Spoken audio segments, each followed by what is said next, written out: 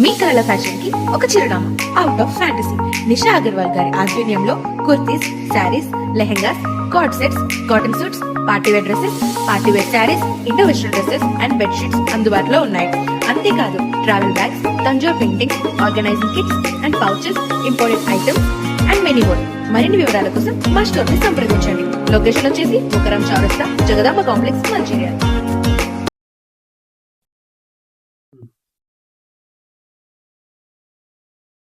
Hi hello, welcome to T nine news. ప్రస్తుతానికైతే AP Vizianagaram జిల్లా ఆంధ్ర విలేజ్లోనైతే ప్రస్తుతానికైతే ఉన్నాం. ఎవరైనా రాజకీయంలో ఉండేటప్పుడు ఏకదాటిగా ఈయన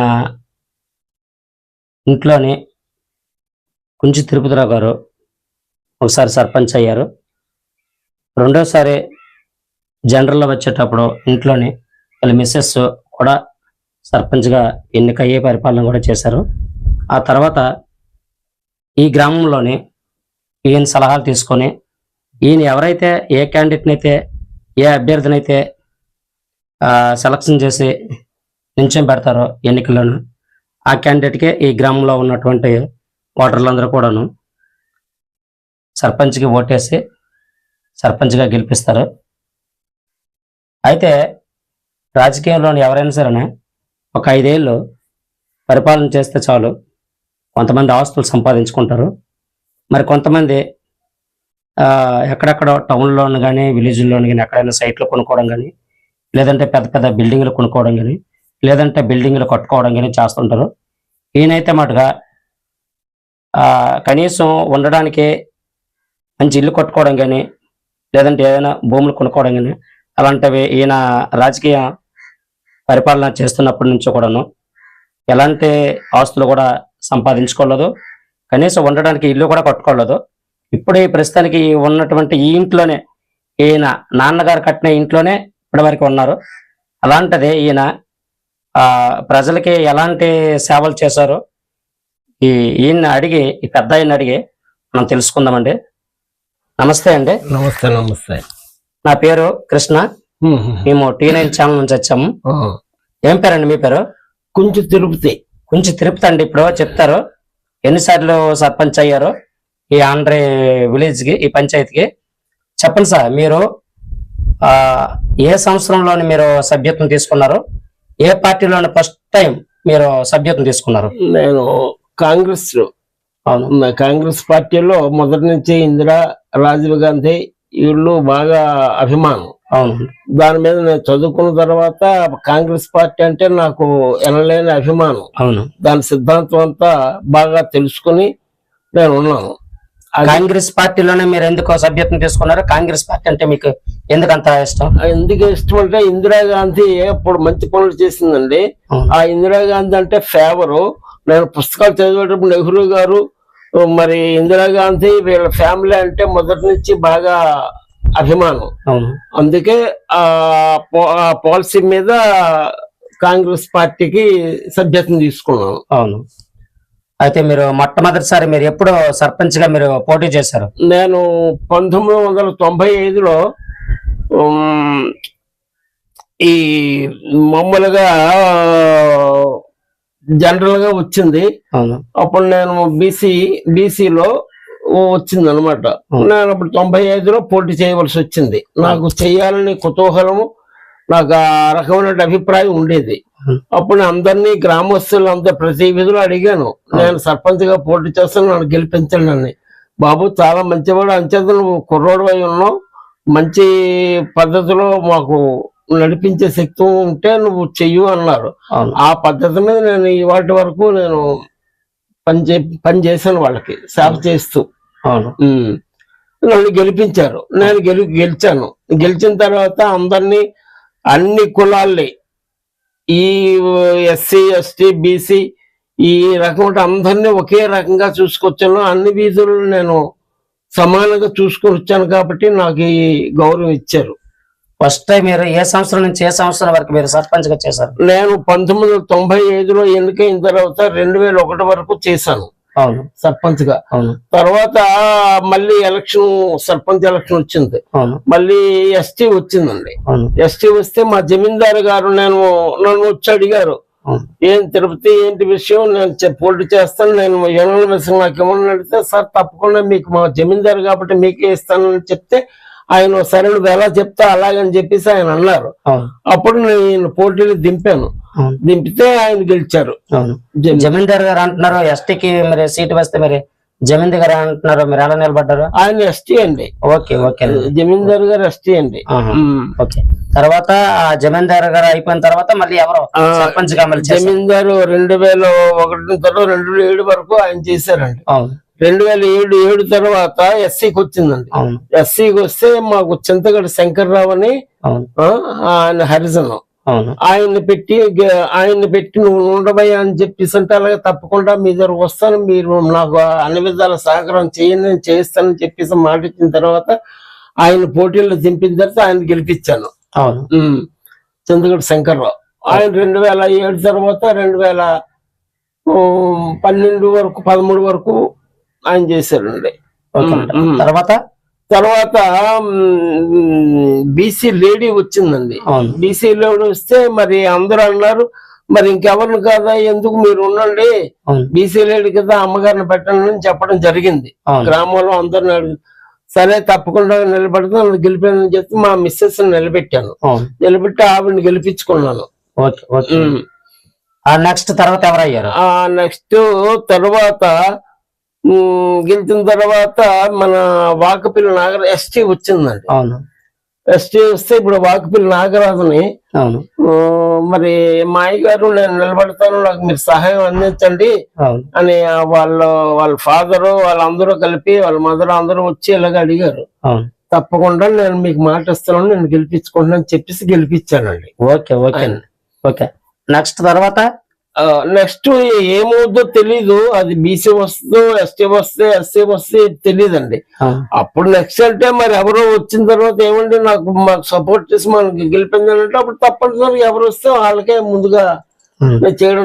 ఇప్పుడు ప్రెసెంట్ ఇప్పుడు చేస్తున్న సర్పంచ్ ఎవరు? ఎస్టీ అండి, నాగరాజు. ఆయన ఇప్పుడు మీరు సలహాల మీదకే ఇప్పుడు వీళ్ళందరూ ఓట్లేసారా? అవునండి, అందరినీ ఊర్లో మనం పెడదాం గెలిపిద్దాం అంటే తప్పకుండా మీ మాట మీద గెలిపిద్దానని చెప్పేసాను, గెలిపించాం. అవును. మొత్తం మీద మీరు మీ ఇంట్లోని మీ మిస్సెస్ కాకుండా మీరు కాకుండా ఎంతమంది అభ్యర్థులకు మీరు సపోర్ట్ చేస్తారు? ముగ్గురు అండి. ముగ్గురికి సపోర్ట్ చేస్తారు. ముగ్గురు సర్పంచులు అయ్యారు. Okay okay. మీరు సర్పంచ్ గా చేసేటప్పుడు మీరు మీ ఇంట్లోని మీ మిస్సెస్ సర్పంచ్ గా చేసేటప్పుడు చుట్టుపక్కల గిరిజన గ్రామాలు ఎక్కువ ఉన్నాయి. అవునండి. వాళ్ళకి ఏమైనా ఏ పనులు చేశారు మీరు? నేను సర్పంచ్ చేసేటప్పుడు మాకు ఆమ్లెట్ విలేజ్ ఉన్నాయండి. పనసొలస ఒకటి ఉంది, అది మాకు ఉంటుంది. దారి కూడా లేదు, ఒక మనిషి నట్టక దారి. అప్పుడు ఏం చేశారంటే, బాబులు వాళ్ళందరూ వచ్చి, బాబు మనకు రోడ్డు ఇది పెంచండి, మాకు కొంత బళ్ళు బొక్కలు వెళ్ళడానికి బాగుంటుందని చెప్పేసి వాళ్ళందరూ సర్లే తప్పకుండా మనం చేద్దామని అప్పుడు బండి రహదారి చేపించానండి. ఎక్కడ రోడ్లు కంకర రోడ్డు వేయించాను, గ్రావెల్ రోడ్డు పనసలవర్స్ కి. తర్వాత కరెంటు మాకు లేదండి. అప్పుడు మళ్ళీ పనసల్స్ కి వేరేగా కరెంట్లు వేయించి అన్ని రకాలుగా వాళ్ళు అందుబాటులో ఉండి చేయించానండి. మరి బోర్లు గాని తర్వాత వాళ్ళకి అన్ని విధాలు చేశానండి. ఎస్టీకి ఎస్సీకి అందరికీ ఉన్నాం. ఈ గ్రామంలోనే ఏం చేశారు? ఈ గ్రామంలో ఇవ్వండి రోడ్లు వేయించానండి. బోర్వెల్స్ బోర్లు కొట్టించిన ప్రతి వీధికి కూడా బోర్లు. ఇప్పుడు ఉన్న బోర్లన్నీ నేను తీపించలేనండి. ఇక్కడ కూడా అసలు కాలనీ కూడా మా బీసీ కాలనీ ఒకటి ఉంది, దాన్ని కూడా బోర్లు రోడ్లు అన్ని అన్ని రకంగా చేశాను. గ్రామంలో అభివృద్ధి నేను చేయవలసినంత చేశానండి. అందరూ హ్యాపీగా ఉన్నారు. అయితే ప్రస్తుతం ఏంటంటే ఇప్పుడు అందరూ కొద్దిగా మళ్ళీ బాబు ఏదో రకంగా మీరు ఈ అభివృద్ధి చేయకపోతే బాగుంటుందని చెప్తున్నారు. సరే ఎలక్షన్ మళ్ళీ అయిద్దు కదా, అప్పుడు ఎవరు దింపుదాం, గెలిపించుకుందాం, మళ్ళీ మనకు అభివృద్ధి చేసి ఉంటే వాళ్ళే పెట్టుకుందాం అని చెప్పడం జరిగింది. అవును. మీరు ఇన్నిసార్లు మీరు ముగ్గురు క్యాండిడేట్లకి అభ్యర్థిగా మీరు నిలబెట్టి మీరు సర్పంచ్ చేశారు. అలాగే మీ ఇంట్లో ఉన్న మిస్సెస్ కూడా మీరు సర్పంచ్ చేశారు, మీరు కూడా సర్పంచ్ చేశారు, మీరు ఇల్లు కూడా కట్టుకోలేదు అని అంటున్నారు. మరి మీ గ్రామస్తులందరూ కూడా ఏ కారణం చేత ఇల్లు కట్టుకోలేదు? ఏ కారణం చేత ఏమండి, ప్రభుత్వం సొమ్ము తినడం కానీ ఎక్కడో ఏదో రకం సొమ్ము తినేసి చేయాలంటే ఎలాగ ఇల్లు కట్టేస్తానండి. అది ఆశించలేదండి. ఎందుకంటే మనం గ్రామస్తులకు సహకారం చేయాలి. వాళ్ళు ప్రతి ఒక్క హాస్పిటల్ అనగా ఒక మంచి అనగా చెడు అనగా వెళ్తూ ఉండాలి. వాళ్ళతో వాళ్ళ సహకారం తీసుకుని ఏదైనా ప్రభుత్వం సొమ్ము గాని ₹1 ఎక్కడో ఆశించి మనం తెచ్చుకుని చేస్తే మనకు చెడు పేరు వస్తుందండి. అంచేత ఆ ఉద్దేశంతో ఆ డబ్బు విషయంలో నేను చాలా దూరంగా ఉంటానండి. అవసరం వస్తే నేను 150 ఖర్చు పెట్టలేదు తప్ప ఆ రైతుల దగ్గర గాని ఎస్టీ ఎస్సీల దగ్గర కానీ ఏదో తీసుకెళ్ళా నేనే 150 ఖర్చు పెట్టాలి తప్ప వేరే ప్రభుత్వం సొమ్ము గాని ఏదైనా చేయడానికి లేదండి. చేయలేదు. అలాగా ఇల్లు లేకపోతే పోనీ మనకు ఉండడానికి ఏమాత్రం ఉంది, అమ్మా నాన్న కట్టింది. నేను ఎప్పుడు వాళ్ళ అమ్మా నాన్న కట్టింది మనకు ఉంది కదా, ఇంకా వేరే మనకి ఎందుకన్నా ఆలోచనతో ఉన్నాను తప్ప కానీ ఎక్కడ అవి చేయలేదండి. మీ గ్రామంలో ఏదైనా ఎలాంటి చిన్న చిన్న సమస్యలు వచ్చినా పెద్ద సమస్యలు వచ్చినా ఎవరైనా ఆర్గ్యుమెంట్ చేసుకున్నప్పుడైనా సరే మీ దగ్గరికి వస్తారా? మీ దగ్గరికి వస్తారండి తప్పకుండా. ఏ చిన్న తగు వచ్చినా లేకపోతే ఏదైనా చిన్న సమస్య ఉన్నా ప్రెసిడెంట్ గారు ఏటి చేద్దామండి, ఎలా చేద్దామండి, ఒక పండగ పబ్బం ఏమొచ్చినా కలిసిమెలిసి చేసుకుంటామండి. అవును, ఎందుకంటే ఈ గ్రామంలోనే పోలీస్ స్టేషన్ ఉంది. అవును, ఏదైనా గొడవ వస్తే వెంటనే పోలీస్ స్టేషన్ కి వెళ్ళిపోతారు, దగ్గరలో ఉంది కాబట్టి. పోలీస్ స్టేషన్ కి వెళ్తారా లేకపోతే మీ దగ్గరకు వస్తారా? పోలీస్ స్టేషన్ కి వెళ్ళడం జరగదండి. అందుకే మా ఊరి నుంచి రిపోర్ట్ కూడా పోలీస్ స్టేషన్ కి వెళ్ళమండి. అవును, అంచేత ఏదైనా చిన్న చిన్న విషయాలు ఉంటే నేను ఉన్నాను, మా వైస్ ప్రెసిడెంట్ ఉన్నారు, మా దగ్గరకు వస్తారు. మంచి చెడ్డ ఎప్పుడు మొదటి నుంచి మేము పెద్దలం కాబట్టి సర్పంచ్ నేను కాబట్టి అందరూ నా దగ్గరకు వస్తారండి గ్రామస్తులు. ఒరే బాబు మీరు ఏ గొడవలు వచ్చినా మీరు పోలీస్ స్టేషన్కి వెళ్ళొద్దు, మనం పంచాయతీ తీర్మానం చేసుకుందామని చెప్తే అలా తీర్మానం చేసుకుని ఉంటారండి. ఈసారికి ఎలక్షన్ లో వచ్చేటప్పుడు మీరు మీ దగ్గరకు వస్తారా? తప్పకుండా వస్తారు. ఏ క్యాండిడేట్ ని మనం సెలక్షన్ చేసి అందరూ అభ్యర్థులు ఎవరు పెడతాం అందరూ వస్తారండి. మీ సలహాలు కొనుక్కుంటారా?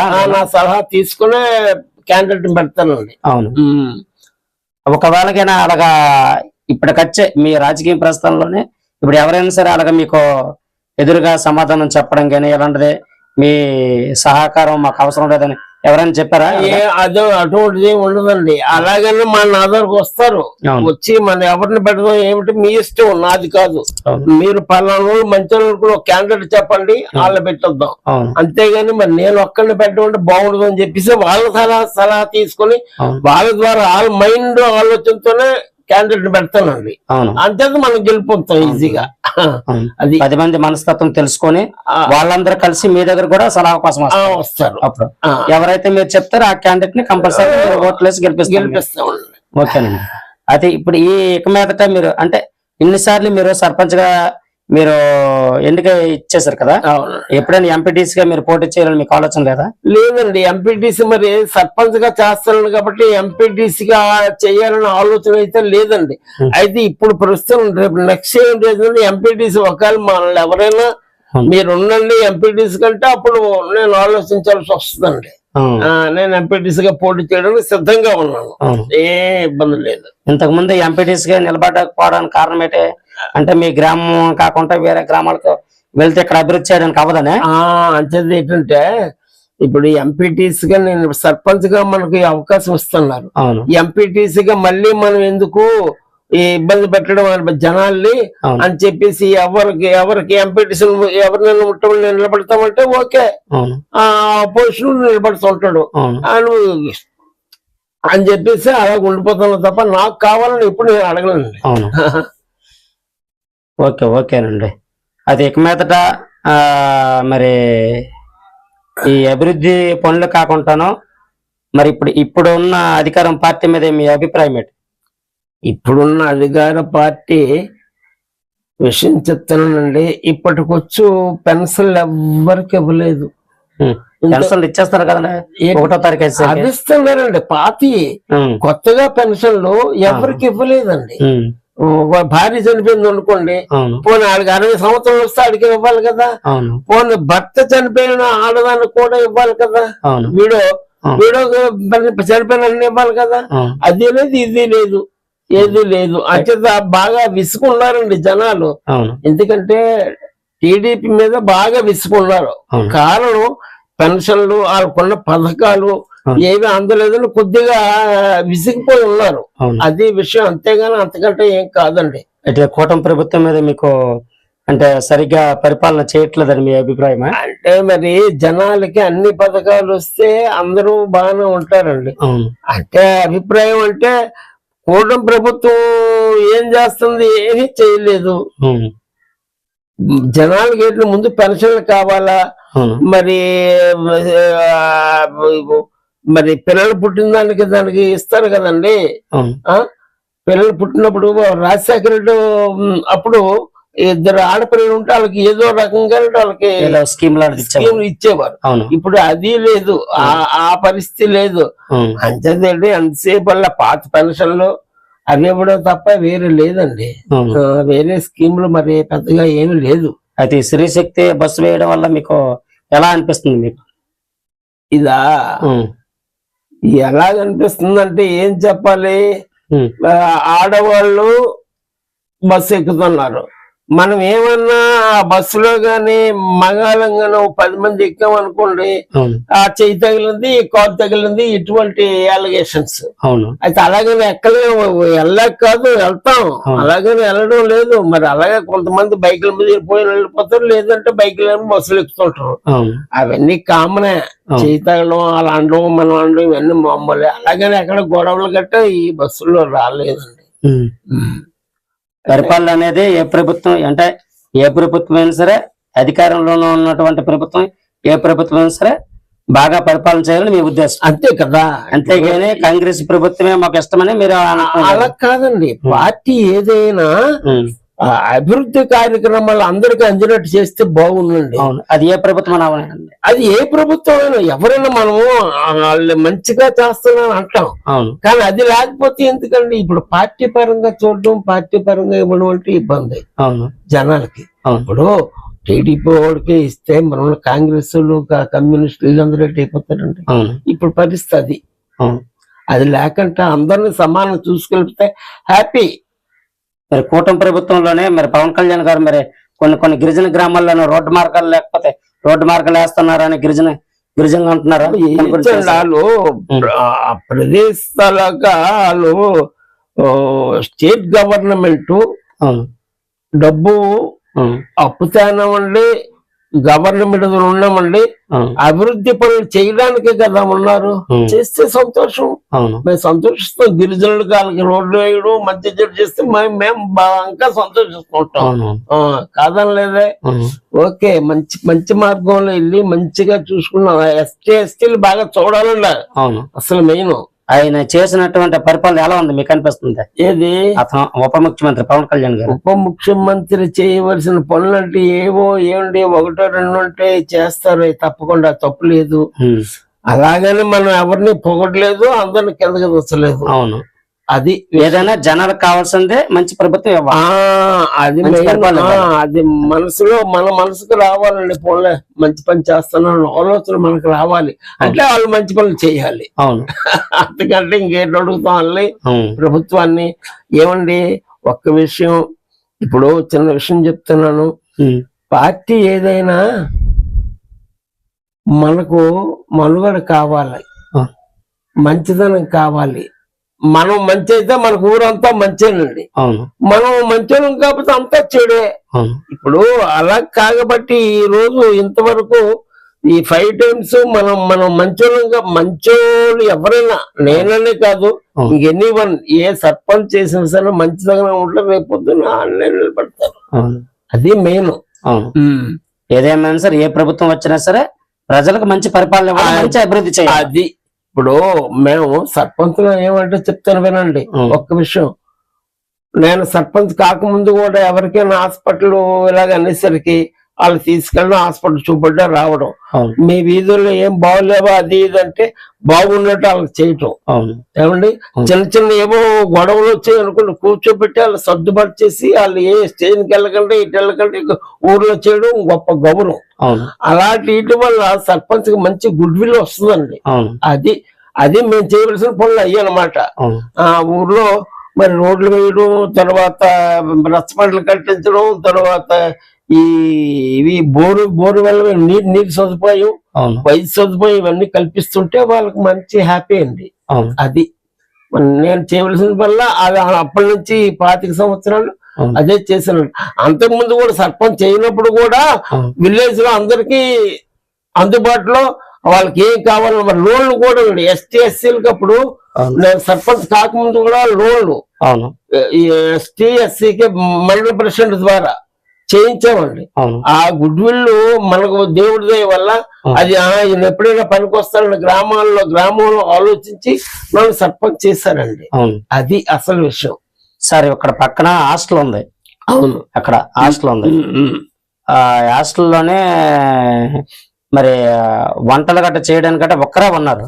అవును, మరి మీకు ఎలాగో మీరు ఊహించగలరు కదా, మరి ఐటీడీకి వెళ్ళి మీరు ఆఫీస్కి వెళ్ళి అక్కడ ఒక 2-3 మరి వర్కర్స్ మరి వేయించాలి కదా ఆ సార్. విషయం ఇంతవరకు నాకు తెలియదండి. అవును మీరు అడుగుతున్నారు, నేను చెప్తున్నాను. అవును హాస్టల్ మాదే, ఆంధ్రదే. అవును ఇక్కడ ఈ దీంట్లో రిజర్వాయర్ వచ్చి అవును అది అవతల పెట్టేశారు. గవర్నమెంట్ స్థలం ఇచ్చింది. అవును సార్. వాళ్ళ హాస్టల్లో మరి ఏ విషయం మనకు చెప్తే కదండి మనకు. మొన్న వెళ్ళి నేను వార్డెన్ అడిగాను. వార్డెన్ అడిగితే ఇక్కడ వార్డెన్ ఎవరన్నా అడిగితే వార్డెన్ ఇక్కడ లేరు, మంత్లీకి ఒక టీచర్ని ఒక వార్డెన్ కి మేము అడ్జస్ట్మెంట్ చేసుకుని హాస్టల్ మేము రన్ చేస్తాం అని అన్నారు. అవును, మరి ఇక్కడ హాస్టల్ వార్డెన్ మీరు ఇక్కడ అవుట్ సోర్సింగ్ కదా వేయించాలి కదా సార్ మీరు. అవునండి, ఎవరండి ఏదైనా చెప్పాలి కదా. ఇప్పుడు చెప్పట్లేదా? లేదండి, వాళ్ళని అడిగాను, నేను అడిగితే ఇక్కడ రావట్లేదు అని అంటున్నారు వాళ్ళు. మరి రావట్లేదంటే సర్పంచ్ వెళ్ళి చూడాలన్నది. నేను వెళ్తాను సర్పంచ్ తో, ఒకవేళ మనం వెళ్దామంటే అలాగే వెళ్తామని అడుగుతాం. అవును సార్. కానీ సర్పంచ్ కూడా అది ఆలోచన ఉండాలండి. అవును సార్. గ్రామ అభివృద్ధి కోసం ఎవరు ఎక్కడ ఇబ్బంది పడకూడదు అనే ఆలోచనతో సర్పంచ్ ఉండాలా. మంచివాడే కుర్రాడు అదే కాదు. ఈసారి ఏదైనా మాకు తెలియపరచలేకుంటే మేము కంపల్సరీగా వెళ్ళి అవుట్ సోర్సింగ్ ఎవరిని వేసి చేయవలసి చేస్తామండి. అవును సార్. అక్కడ SHOW ఒకరు లేరు సార్ అక్కడ. అవునండి, అక్కడ అవునవును. అది మీరు తంచుకుంటే కంపల్సరీ అక్కడ వాళ్ళు వస్తారు. అదే వాళ్ళని అడిగాను నేను. వాళ్ళని అడిగితే ఇక్కడ SHOW లేరండి, మా స్టాఫ్ లోనే ఏదో ఒక టీచర్ ని ఒక 4 రోజుల వరకు పెట్టడము, ఆ తర్వాత నెక్స్ట్ ఇంకో టీచర్ పెట్టడం, ఆ విధంగా చేశారు. చేస్తున్నాం అని చెప్పారు వాళ్ళు. అది మీరు తంచుకుంటే అక్కడ ఒక SHO వస్తారు. తప్పకుండా నేను రేపు ఎల్లుండో వెళ్తాను, చూస్తాను హాస్టల్ పరిస్థితి ఏమిటనేది. నేను ఇంతవరకు వెళ్ళలేదు.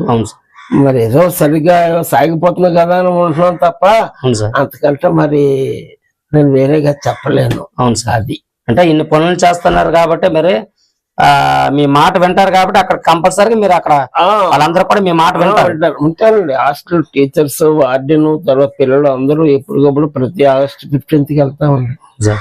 మంచి చెడ్డ పిల్లలు చూసుకుని వాళ్ళకి చెప్పాల్సింది చెప్పేసి వచ్చేవాడు. అవును సార్. ఒకవేళ ఏదైనా ఉంటే నేను 2-3 రోజుల్లో వెళ్తానండి. అవును సార్, తప్పకుండా. Okay sir. ఏం పేరు అన్నారు సార్? నా పేరు Kunchi Tirupati. Okay sir. Okay, thank you. Okay sir. Okay sir. మీలాగా గ్రామ అభివృద్ధి పనులు చేయడము, అలాగే మీరు మీ ఇంట్లోనే మీ మిస్సెస్ ని సర్పంచ్ గా చేశారు, మీరు కూడా సర్పంచ్ గా చేశారు అంటే ఏ ఉద్దేశం లేకుండా మంచి మనస్తత్వంతో గ్రామస్తులు అందరూ కూడాను వచ్చి మీ దగ్గరకు వచ్చి సలహా అడిగి ఏ క్యాండిడేట్ అయితే మీరు పెట్టదలుచుకున్నారో అలాగే వాళ్ళ 10 మంది సహకారాలు కూడా మీరు తీసుకొని వాళ్ళ మనస్తత్వాలు తెలుసుకొని అదే క్యాండిడేట్ ని మీరు నించొని పెట్టి మీరు సర్పంచ్ గా కూడా మీరు చేస్తున్నారు. అంటే మీకు ఒక ఏంటంటే మీకు ఎటువంటి ఆశించకుండానో మీరు సర్పంచ్ గా మీరు గెలిపిస్తున్నారు. అలాగే ఇంకే సర్పంచ్ అయినా సరేనా 5 ఏళ్ళ పరిపాలన చేస్తే కొన్ని ఆలోచనలు వస్తాయి, కొన్ని ఆశలు కూడా పడతారు. కానీ మీరు పూర్తిగా మీరు ఇల్లు కూడా కట్టుకోలేరు. Okay sir. మీలాంటి సర్పంచ్ ప్రతి విలేజ్ కి ప్రతి పంచాయతీగా ఉంటే మంచిదని నేను T9 ఛానల్ తరపు నుంచి మేము కోరుకుంటున్నామండి. Thank you.